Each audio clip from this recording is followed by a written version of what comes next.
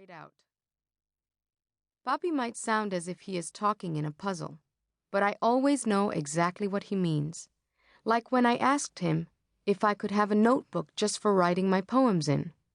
He said, "Muchacha, your head is getting bigger than your hat."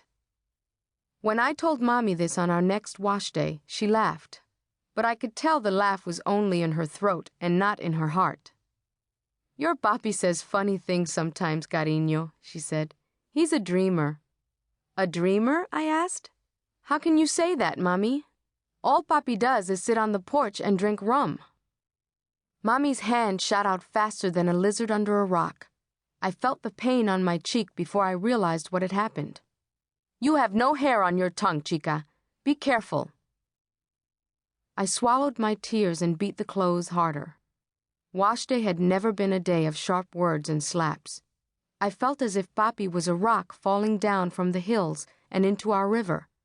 After the big splash, there was nothing but silence. In daylight, silence is louder and angrier than at any other time. There are no sweet measures of silence, such as night's stars, or evening's sunset, or morning's growing light. There is only bright, hard silence, and it sounds louder than drums. I glanced over at Mommy. She was dipping the clothes into the river. "Look, Ana Rosa," she said. "Look at the river." I looked. The water rushed around Mommy's brown knees and through her blistered red fingers, leaving wet kisses on her skin. "It'll never pass this way again," she said. "Off it will go down to the sea, where it will foam with the waves and swim with the fish and glide ships along on steady or rough courses depending on its mood. Around and around the world it will go, this water that slips by me so quickly. Far from the República Dominicana, far from me, but always under the same sky and sun." I had never heard Mommy say so much at one time. I looked closely at the river, but I could not see all that she saw in it.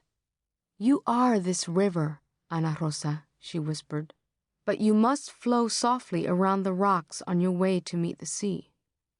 There you can do as you wish." Mommy's words were gentle, but her brown eyes were slits of worry, like moon slices on a dark night. There was no happiness in the smile she gave me. Many days and nights I thought about Mommy's words, but no matter how I turned them, or shook them, or chased them from my mind, they always came back telling me the same thing. Mommy was scared. Mommy did not have to tell me what everyone on my island knows, and what I know too. Writers have died here, at least those brave enough to hurl words at our government. "But Mommy," I whispered as I hugged the wall between my bed and hers, "I write poems and stories." And in the hot, sticky darkness, I heard Mommy's answer. "Sometimes it is better to keep those things inside, for a while." I was right. She was warning me to keep quiet, to wait until I left the island and could write what I wanted, when I didn't live in a country where silence was self-defense. But I wanted to shake Mommy's eyes open. Would we always be silent? The bright, hard daylight kind that is louder than drums? Couldn't I say what I wished? On paper?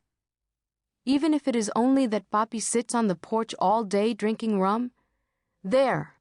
I shall never say it out loud again. Mommy's slap will last a lifetime.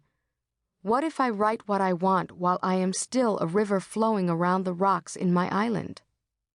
As Mommy herself said, there always has to be a first person to do something. Words.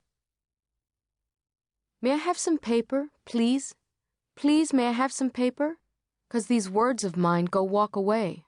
They go walk away all by themselves and get lost in the crowd. May I have some paper, please? Please, may I have some paper? To catch these words and wrap them up where they can't walk away, slip off the edge and drown?" I was turning into a little thief, always stealing bits and pieces of paper to write on. Sometimes it was the paper bags that Papi brought home his bottles of rum in. Sometimes napkins, or the gray paper that the shop